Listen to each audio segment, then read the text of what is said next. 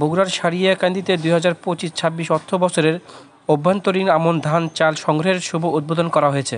বৃহস্পতিবার সকালে ধান চাল সংগ্রহের উদ্বোধন করেন উপজেলা নির্বাহী অফিসার শিব্বির আহমেদ।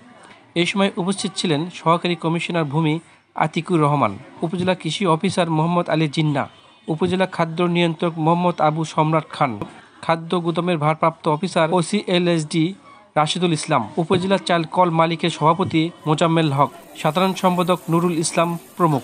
উপজেলা খাদ্য নিয়ন্ত্রক মোহাম্মদ আবু সম্রাট খান জানান, আমাদের সারিয়াকান্দি উপজেলায় অভ্যন্তরীণ আমন সংগ্রহের লক্ষ্যমাত্রা নির্ধারণ করা হয়েছে। এখানে 49টা মিলের অনুকূলে 648 মেট্রিক টন আমন চাল বরাদ্দ দিয়েছে সরকার 50 টাকা পার কেজি হিসাবে। এটি সংগ্রহ চলবে ফেব্রুয়ারি 28 ফেব্রুয়ারি 2026 সাল পর্যন্ত। ধান 138 মেট্রিক টন, সরকার নির্ধারিত মূল্য দিয়েছেন 34 টাকা পার কেজি। এটা আমরা অনলাইনের আবেদনের থেকে আগে আসলে আগে ভিত্তিতে ক্রয় করব।